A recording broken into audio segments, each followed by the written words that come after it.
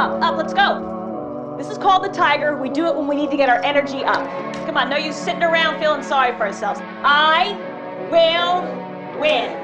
Why? Because I have faith, courage, enthusiasm. Good. Welcome back to What the Flick. We're having so much fun in the interim here. I'm Christy Lemire. We're now talking about The Company Men, which has been out in limited release and goes a little bit wider this week. Jonathan Kim, take it away.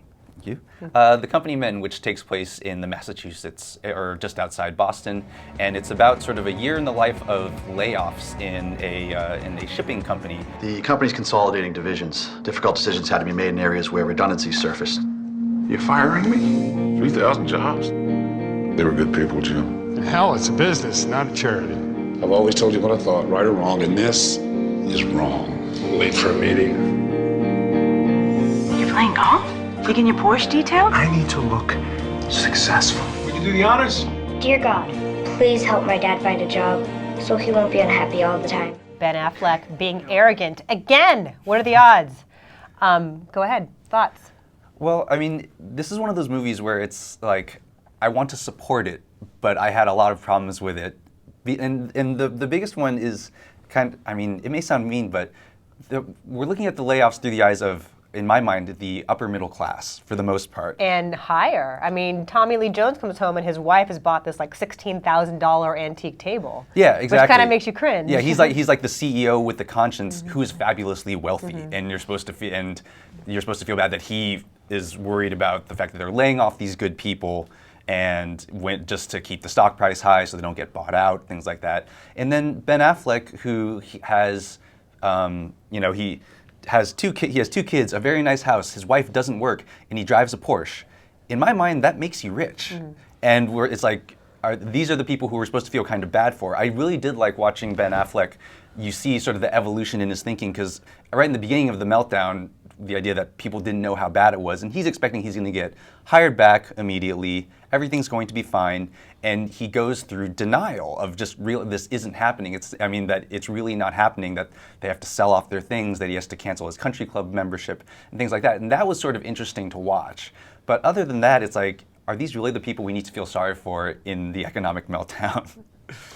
That was the problem I had with this movie, is especially you spend so much time on Affleck's character, and I didn't feel sorry for him at all. Because he's an arrogant jerk? Well, he's an arrogant jerk, and here's a guy who's clearly living above his means, right? I mean, he's talking about, the salary that he's looking for when he's first out in the job market is 120, settle for 110 a year. He lived more, it's like 150, I think. And he was probably making more than that. This guy was a guy who was making a lot of money. He's got this nice house, he's got a Porsche, his wife drives a Volvo wagon, he's got 2 kids. You see, in the opening sequence, you see all the stuff in the garage. These people are living very well. And inside of 3 months, it all just disappears. And you think, what were they doing? Like, are they really that marginalized? Are they really living that much in the margin? It was really tough to feel any sympathy for him. And the worst part is, by the end of the film, I felt like you hadn't seen much of an arc to him. He kind of sucks it up and takes a job that he thinks is beneath him. With Kevin Costner, the brother-in-law that he hates. Trotting out his bad New England accent from 13 Days. Right. And he works hard at what he's doing, but then, you see him, by the end of it, like, I didn't get the sense that he really had learned much. Right, I'm with you in it. I wasn't bored by these people because they were wealthy. It's sort of interesting to see a different side of the meltdown. This was different. It's very detailed. But I was bored because they're just two-dimensional. And if they have an arc at all, it's so cliched. Like Chris Cooper, who is great in everything, is sitting by himself getting drunk at a bar in the middle of the afternoon. And then later you see him literally throwing rocks at the headquarters from the parking lot. Right. And it's a measure of Chris Cooper's talent that he tries to make the most of what he's done. But have we seen him do the angry white man whose things are falling apart and he doesn't realize why and he can't handle it? We've seen that before, right? And he plays this guy who came up in this shipbuilding company from a guy, from a welding position to like a VP type position, and he loses his job and everything falls apart. And he, his wife won't let him go home because she wants the neighbors to think that he's still working. So he sits in the bar and drinks all day, and he won't accept any help from anyone. And he doesn't learn anything. And it's a really two-dimensional, overly proud, East Coast, kind of upper crust type character. He's a type. And Yeah, the only one who's actually a type in here, I thought, was Tommy Lee Jones. Who is not a type? I thought he's not a type. I Right. thought here's a guy who realizes he's been living too well, realizes the almost obscene amount of wealth he has. There's the scene where his wife has said, "Oh, I bought this table," and you see the price tag, and it's $16,000. And you see the look on his face that he's almost disgusted with himself, and he won't let himself really admit it that early in the film.